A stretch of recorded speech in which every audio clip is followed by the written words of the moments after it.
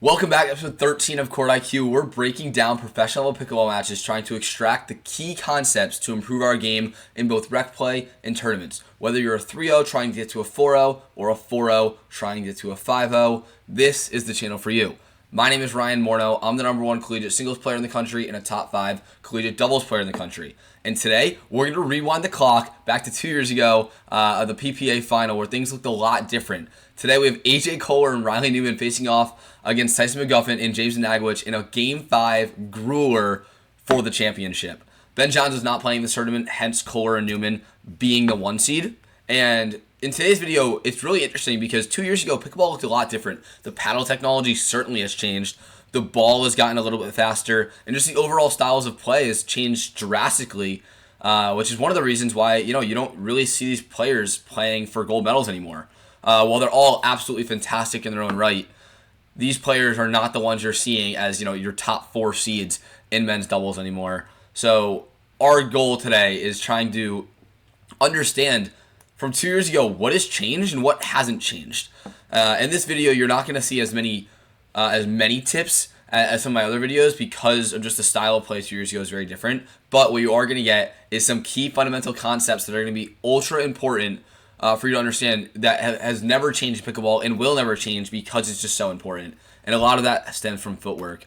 So with that being said, let's get into the back half of this Game 5, where we see that Koller and Newman dominated the first 2 games, then basically got dominated the next 2, and now the 1 seed is again at facing a potential loss here. And I mean, look at this from James Ignatowich already. So inside out, just body bags Koller, just a great shot there to get them to 7-3. I believe, let's see, 7-3-2 it looks like. And here we go. Yeah, so really good flick here out of AJ Koller. This is one of the things you don't see as much in today's game anymore, and it's this kind of like floating drop, and it definitely still happens, right? But when this ball is kind of like this high floater, it leads to 2 options, right? So AJ Koller, he gets a flick on it this time, and he can put this ball middle, or he can go at James Ignatowich, which he actually ends up doing. But what if he doesn't hit this ball in the air? Well, if he doesn't hit the ball in the air, then the ball's going to bounce higher up anyway, right? So it's going to hit the ground, and then it's going to bounce up probably to about the midsection of AJ Koller, which he can also just hit a forehand speed off the bounce off of. So this drop you see less and less in today's game, with preference being either kind of a backspin drop or a heavy topspin drop, which gets the ball down. So just a note there, as kind of the first main difference we see in today's game. So now we have 7-3-2 as the 7 seed, probably a newer pairing at this time, both using Selkirk paddles, trying to win their first championship together. So here's something I really don't like, and if you watch my channel, you know I say do not drive at the player that's already standing at the net, and this is why. I mean, look, AJ Koller is so ready for that ball, and it leads to an error. So if you're James Ignatowich, what we see 2 years ago, the difference, again, in today's game, almost exclusively, 90% of the time, we're seeing a drive or a drop to the player returning. So the third shot's always going to the player that's returning, whether it be drive, drop, etc. This time, James Ignatowich, he decides to go down the line. And the trouble with this is, look at AJ Koller. His feet are set. He has a wide base. And Tyson McGuffin, he's going to end up in no man's land because of this drive, which ends up for error for their team and a loss of points. So one thing you can take away, again, return a third shot to the player that returned the ball almost exclusively. And now we have 3-7-1, so that's a crucial error that gets them back on the serve. And here we go. You're going to see AJ Koller take a lot of balls out of the air, and we can back this up and explain why in a minute. But he has a pretty unique style. So does Riley Newman, so both pretty unique. Wow, really good shot there out of AJ Koller. I mean, that's fantastic. But let's just go back and first break down AJ Koller as a player. So they call him the crab, and they call him the crab because he always looks like this when he's playing. I mean, look at how deep he's getting into that squat, and he's taking this ball to the air. I mean, look where this ball is, right? That's going to end up like basically right there. That's halfway at the kitchen point, and he somehow is able to take that to the air. So this is one of his unique styles of play, and the risk this potentially gets you in is if he gets caught off guard leaning in like that and a speed up comes and it hits him in this like upper chest area, He's not going to be prepared for that, and it's going to be a point for the other team. But he's found a lot of success doing it and clearly found some success 2 years ago. And this is the advantage of leaning in. You're going to see in this point, right? You can lean in a little further, anticipate a little bit, and get a speed up and end up cleaning up the point. So really, really good job there out of AJ Koller. And here we go. Let's see. Yeah, really, really good there. Looks like he might have foot faulted, but so I love this. And this is one of the things I don't like about like Tyson McGuffin's shot here is I just said you don't really want to return to the player that's already standing at the net. This time he does, and he hits a good drop. So it's, in this case scenario, it's fine. Not ideal, but it's fine.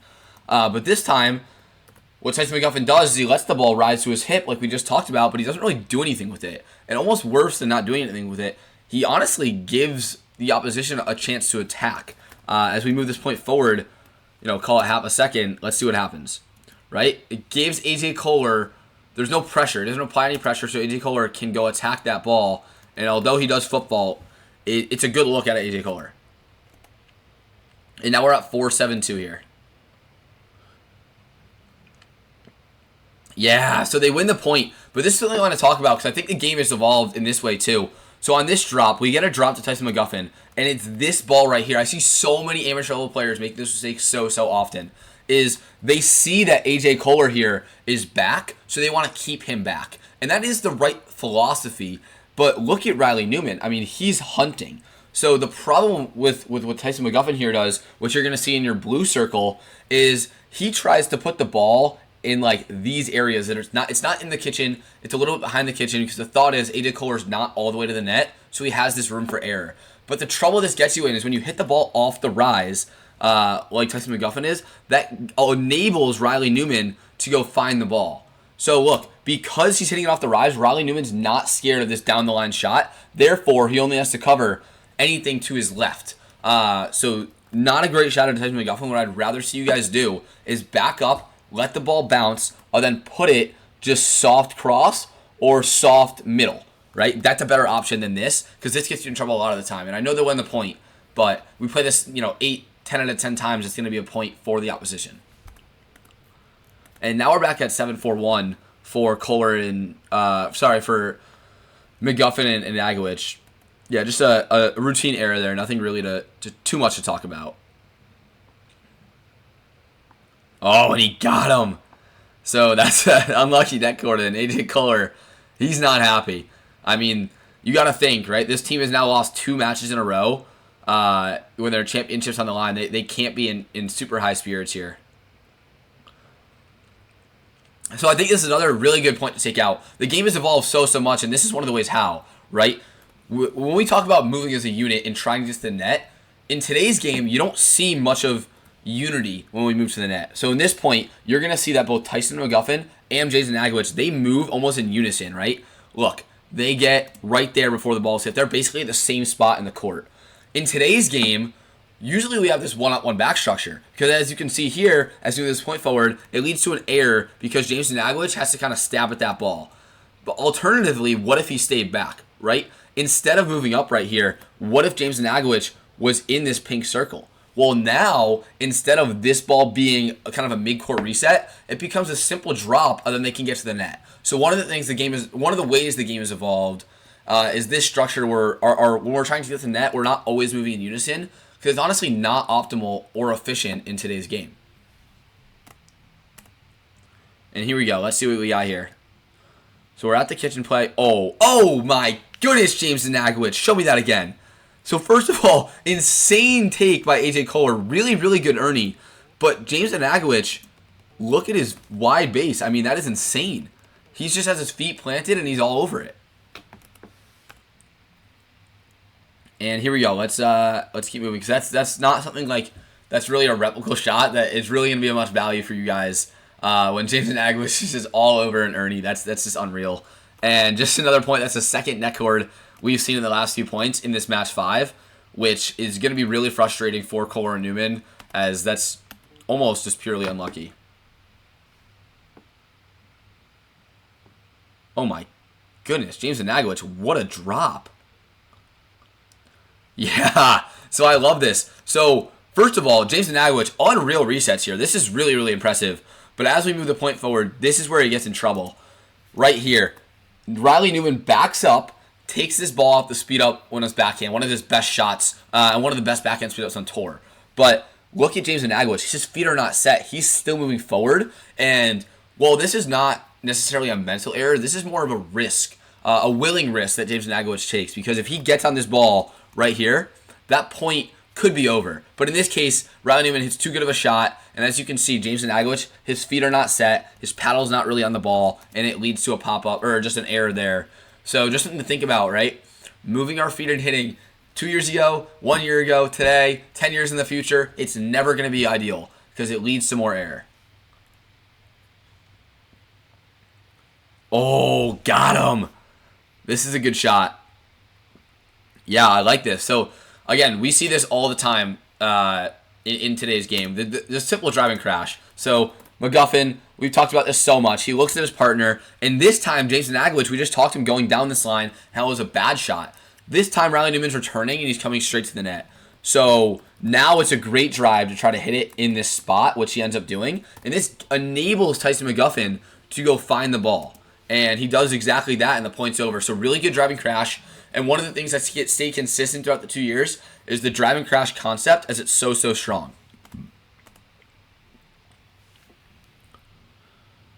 Yeah, good reset there. Good put away out of Riley Newman. So this is when we talk about a triangle. And the triangle pattern has really evolved, I'd say, in today's game, but the fundamental concept of it has not. So Riley Newman here on the speed up, you're going to see that he goes at basically the right shoulder of James Ignatowich. And he knows that this probably isn't going to end up in a clean winner. But what he does know is if James Ignatowich does get the ball back, it's probably coming back at him. So the next shot in Riley Newman's head, he's saying, okay, I'm going to stay on this heavy backhand load and then slide my body toward the middle on this recounter. And that's exactly what happens, right? Look at the way his body's going to slide. It's going to come this way, which gives him a lot of pace and a lot of momentum to hit that ball too quick for Tyson McGuffin. Really, really good concept out of Riley Newman there. And now we're on 4-9-1. They get the ball back at a much-needed time. Yeah, here we go. Yeah, so this is one of the, I guarantee you don't see this too much in today's game. And it's this two-handed speed off the bounce, especially when you have to back up like that. And the reason today, call it for whatever reason, half of it's the paddle technologies, half of it's the evolution of the skill out of the top players in the PPA Tour. But look at just the situation that we have here. We have a two-handed backhand speed up. We have McGuffin and Ignatowich. Really good job taking a half step back off the line. This gives them an extra moment to react versus if they were right on top of the line. And what are Riley Newman's options here? Well, his options, he can go at James Ignatowich. He can try to go cross-court at the left shoulder of Tyson McGuffin, but most likely he's going down the middle here. And the problem with going down the middle in this case scenario is the ball is coming back at AJ Koller, most likely, off of a Ferrari forehand of Tyson McGuffin. And you can't expect AJ Koller to even get a hand on that. It's just coming too quick, too fast. So that's one of the evolution of today's game. You're not going to see that speed up off the bounce like that much, a lot in today's game. And here we go. Another dink rally. So this is a big point for Koller and Newman as they need to get on the board here. Oh my goodness, and they get another left cord. That's gotta hurt. Oh, I mean, they can't catch a break right now on championship court. So 9-4-1, and this is looking like it's going to kind of be not a blowout match in Game 5, but they're running away with it. And, I mean, look at this backhand. Unreal. One of the things we talk about, I've talked about it probably in every video, is this position. When you are on defense, it's so strong to be a few steps back off the line. And I think James Ignatowich, he envisions this perfectly. There's a few steps off the line. He sees that AJ Koller has to lean in for this ball. When he has to lean in, that means the ball is going in an upward trajectory. And this enables James Ignatowich to get this backhand on it and hit down on the ball. Really, really good shot. It's just so good. And one of the things that makes James Ignatowich still a top pro today. Here we go. 10-4-1. Championship point number 1. Oh, Tyson McGuffin, he's getting a little... Oh, my goodness. That is unreal, Riley Newman. Look at this thing. Boom. Scorpion. So let's take another look.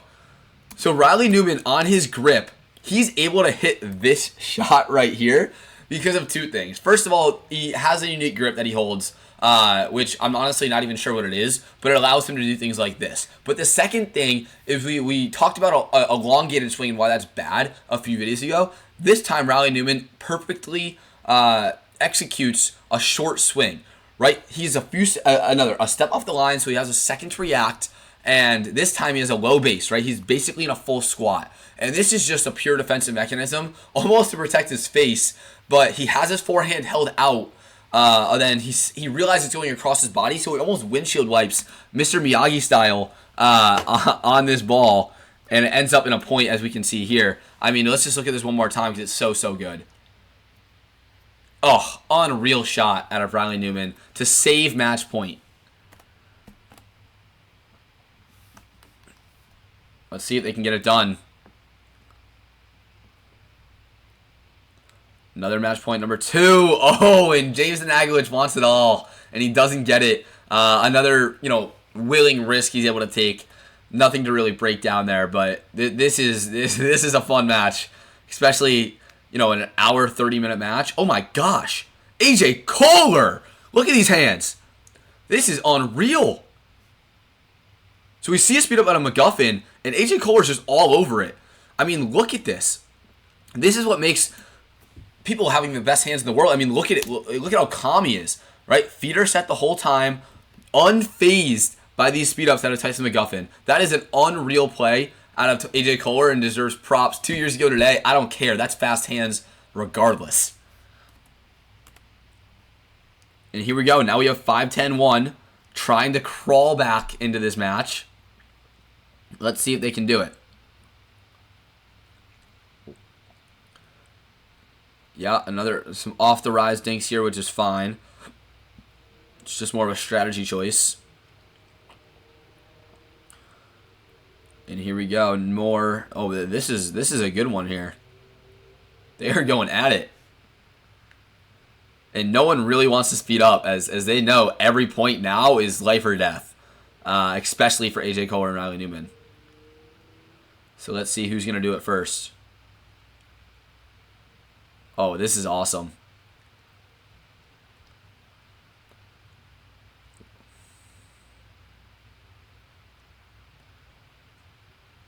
Oh, AJ Koller decides to go for it, and he's... Oh my goodness, what is this point? I thought that was over a minute ago. Oh, there it is. I mean, come on. When we talk about pickleball 2 years ago versus today, this point has been going on for 35 shots. You don't see that much in today's game because of just all the creativity the pros have. Talking about creativity, AJ Koller wants to show us some of his own, and it ends up in a crazy hands battle and eventually a point. But really what I want to talk about is this speed up, because it's actually not a good one. This is something you probably shouldn't be doing. It's this like off the rise speed up. So I will say, to AJ Koller's credit, this is not the worst pull because he's kind of missing this like dink with deception. But in today's game, this is just generally not a good shot because look at both of James Ignatowich and Tyson McGuffin's paddle out in front. They're almost ready for this. And as we can see, Tyson McGuffin, he is ready for it. And AJ Koller, with the hands he has, this is an unreal bailout. And then here, and the back half at this point, just hits a crazy good shot. Talk about creativity. You're not going to find much more creative than that shot. So good to get to 6-10-1 on match point. And we're going to take a timeout here. A good timeout. And looks like a pretty standard error here from Newman. Nothing to really fret about. More of a... maybe a tightness error there. Yeah, so this hasn't changed in today's game. I promise you it hasn't. It's the slide. I mean, look at James Ignatowich. He's sliding off the court, protecting this right shoulder. And protect he does. He gets that ball down. And the Ferrari forehand, unable to finish the point, but it's just such a good slide out of James Ignatowich. And if he keeps doing that, they're going to win points. So 7-10-2.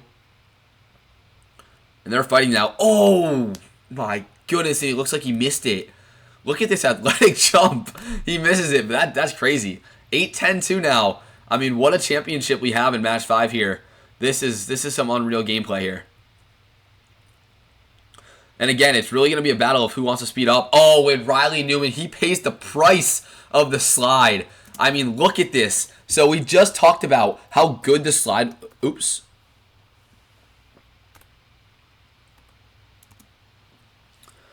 Yeah, so 8-10 now. We have a really good match here in our championship in Game 5. This is unreal. And now it's going to kind of be whoever wants to speed this ball up. Oh, my gosh. Newman goes for it, and he pays the price of the slide. I mean, look at this. When we talk about sliding, let's just talk about James Ignatowich. Because, look, again, we just talked about he needs to protect his right shoulder because this is one of Riley Newman's best shots. It's this, like, two-handed corkscrew, weird little speed up. But notice where the ball is, right? This ball has to go upward in trajectory because it's below the net. And James Ignatowich not only realizes it, but he executes on it. Look at this slide. I mean, he's moving off the court, gets his right hand to protect his right shoulder, and gets that ball down to the toes of Newman for a really clutch point, getting them back to match point at 10-8-1. Really, really good job out of James Ignatowich there. And one of the things we can take into our game is that slide, especially if we're on the right side. The right side has evolved to so much more than just this kind of slide counter in today's game. But when we talk about the fundamentals of the right side, if you want to play the right side at a high level, you need to have that slide counter no matter what level you're playing at. It's just so strong. Otherwise, you can get bullied by the left side player. Trust me, I've played against players that can and cannot slide, and it makes a world of a difference. Can't see the speed up there. That was weird. Weird camera angle, but it's going to get the point for Newman and Koller. And now we're at 10-8-2. So match point number 4 here. Can they get it done? Oh, and he goes back at the backhand. Let's see. Oh my gosh, what a get. Oh my goodness. Oh, James Ignatowich wants it all. What a final point. McGuffin is getting riled up for a gold medal here 2 years ago in the PPA. I mean, let's just take a look at this point because this is just absolute mastery out of all 4 players. So first of all, we just talked about kind of this one up, one back concept, and I think it's important to understand the stark contrast between what we saw earlier. So on the last time when we saw that they moved in unison up the court, this was mainly because we saw a drop cross court. This time, it makes sense for James Ignatowich to stay back, and he knows it because he's hitting a drive down the line, which is good because Newman's coming to the net. So he gets that, and look at the result. This is what I'm talking about. Now it's just a pretty routine drop, and they're going to be able to get to the net because of it. So good job there. And then we have a crazy hands battle. Newman with some unreal gets to stay in the point. Koller, really good shots. And James Ignatowich, he wants it all for game point, championship point, PPA Gold Cup, Gold Crown 2 years ago. It's just so strong. And one of the things I want to talk about before we close out this video is I think just recognizing the stark difference between the PPA 2 years ago and today. I didn't want to mention it in the middle of the video, but I mean, look at the sides of the court, the back of the court. I mean, we don't have a single sponsor on the big board in a championship match or anywhere alongside. It's basically like Skechers. We have like a small video board over here with like 10 sponsors that are basically hidden. And it's just so different in today's match when you go look at like, you know, the MLP finals and we have sponsors everywhere. So the game has really evolved in the last 2 years, but also the business has evolved as well. The PPA, while still cash flow negative and in a pretty tight spot in terms of their finances, has done a really good job growing the sport. And just the overall awareness and the viewership has increased as well. So I think that's been really cool to see when you compare a match 2 years ago to today.